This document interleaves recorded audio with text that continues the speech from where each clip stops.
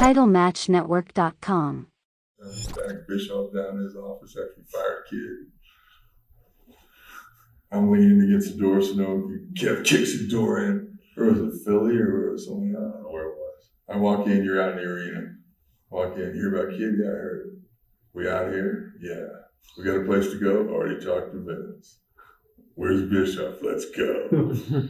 So we go, he's signing on the thing, Eric. Kev kicks the door open. Bischoff's behind the desk back there. Kev walks in, he's real dramatic too. Taking his watch off, putting it in his pocket. Bischoff's behind the desk. He's looking at me like, you're the only one who can like calm him down, right? And I'm looking at him going, hey man, fuck you, you're on your own. I'm leaning against the door so no one can come in. Not like anybody would have helped Bischoff anyway. No, he had so much heat with everybody. Motherfucker, fire our friend once you fire us too, motherfucker. He dodged, he was in big hand. You guys aren't going anywhere. You aren't going anywhere. That was the downfall of it then. Brady shifted that. Kid was on Raw the next week. Yeah. And we acted like babies the rest of the time. And we took our ball and went home. Taylor, remember Taylor was an agent then. But it was great because we were hot and they went, a kid went over there and then they showed up like Norfolk and said, give us our guys, you got Nash and Hall hostage. So they actually, they were smart. That was some pretty creative booking.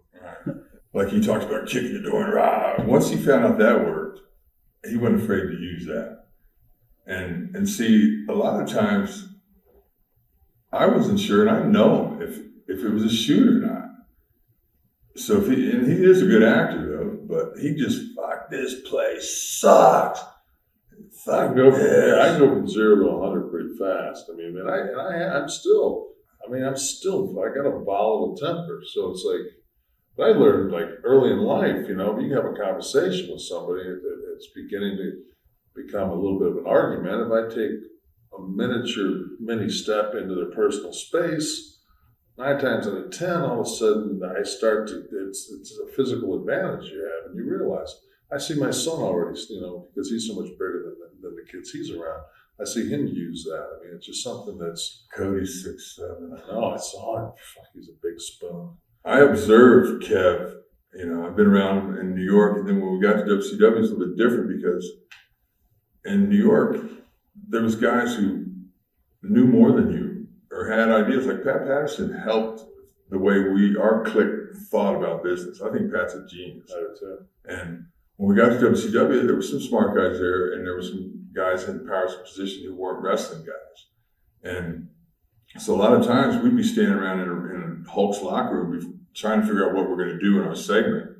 Hulk had creative control in his contract over his character. Right. Of course, Bischoff is the boss. And then the rest of us are going to... I'm one of them guys, I gotta say what I think anyway. I care about wrestling. So I used to use the same tired line. I need the you're my boss, I'll do whatever you want. I want to start by clarifying that statement because I need this high-paying job. But if it was up to me, and it's not, I think we should do this. Or you do the one, I just like the one you always do, you go, we can do that, and it'll probably fucking suck. But if you really want it to work, then immediately it's just like, you're not saying the idea is completely bad. We'll do it, it'll suck. But what if? Bad or no bad? Bad or no bad? I remember one time when Terry Taylor came up to me and said, well, why don't we just do the old thing? And I said, I hate it already, if it's the old thing. That was one thing that was our standard early in the NWO was, we didn't do anything. If it had already been done, no. That was no. Somebody pitched an idea like, remember in Luton? Nah, fuck, I don't want to do some Watts did. No, I don't want to do that. Bischoff has questioned whether he gave Kevin too much power. What are your thoughts on that? Too fucking late. I take it. I thought you don't give me. Kev sees his power. Yeah, I never finished my statement earlier. When he goes into his grouch mode, we used to call him Grouch. Pretty soon, everybody's calling him Grouch. Where's the Grouch? And it was like, big guys crack sooner. If Kev's 7 feet tall, even in first class on an airplane, it's uncomfortable. He can ride in a Cadillac. The luxury cars were in our contract. It's still too small. He goes to the whole king size bed, too small. the just wear and tear being a 7-footer walking around. And plus, what I always thought was cool observing it from standing right next to him, go, well, he is right, because Bishop would always go to me like, well, you're the little crazy one, but you're kind of unstable, but fuck, he's mean, And Kevin, he's big, he's tall, he's big, he's articulate, and educated. And I used to just watch, like, when we'd be trying to turn the finish, like the way we wanted it to go in the room, they're talking to finish. And I go, well, it's not up to me, blah, blah, blah, blah. And I would say, and then Kevin would go, well, I think that's a good idea. Now you got him talking down to everybody. All you need is one more person to jump in there. And if Hulk, well, I think we should do that too. No, we got you. Because Hulk's right. Hulk has struggled. Creative. If you could sway Hulk. And once we gained his trust, then we made it. But it's like anything else. It's like, fuck, if you're in prison or once we gained his trust, we stuck it to him. No, anywhere you're at in life, man. It's just the strong are always going to survive. I mean, that's just what do you get? They're self-destruct, right? But I mean, boom, boom. But I don't think. I mean, he didn't give me power. No, you seized it. You were. And I thought you handled it real smoothly the way when you had your meeting. You said, well, I've been messing with Eric for a long time now, saying I could do better, I could do better. Well, now I'm gonna have to back up what I said. So I think the first week, just to show that you're a businessman, didn't Ray beat you on the first night, just so you could set the standard? Like, when I come to you and tell you to do a job, I don't want to hear anything about it. I used to do jobs when I wasn't supposed to on Nitro. I come back and they go, Bischoff would see me in the locker room and go, didn't I tell you to beat Jericho? Plus, we're in a situation where, if you're giving reins to one of the boys that you've had problems with for years, I mean, what kind of situation is the company in? I mean, fuck, the company was in a bad situation, and the thing was, nobody wanted to help. Nobody, everybody was complaining, but nobody was ponying up with any ideas. And I said, "Fuck it, I think I can help." Remember, somebody used to go, "Oh, I hate that." Remember, we'd pitch ideas. I hate same that. guy says Tupelo. What do you got, man? Nothing. Oh, you hate what we got. What do you got? All right. Oh, you got nothing.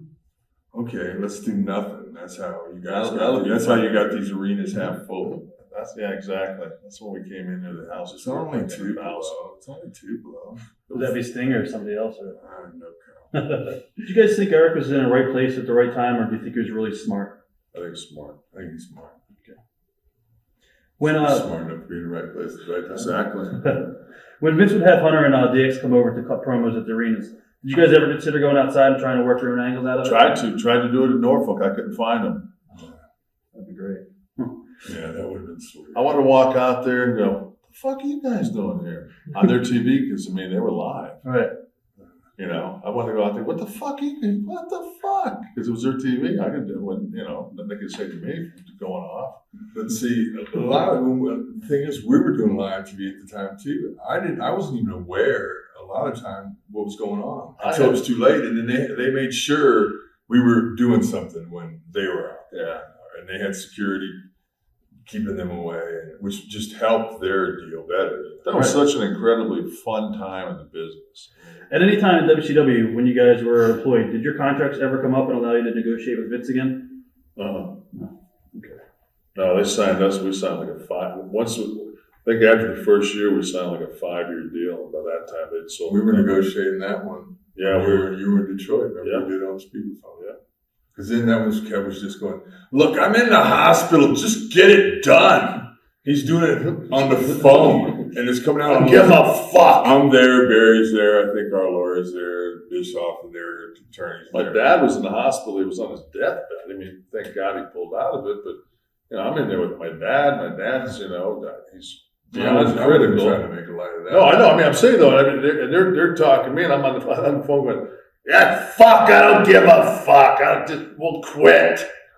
And they okay, we'll talk to you soon. Everybody just sat there, and Scott just gave one of these when it was over, like, and they were like, "Okay, we'll just sign the deal." See, that was the funny thing too. When Kevin do this fuck that thing.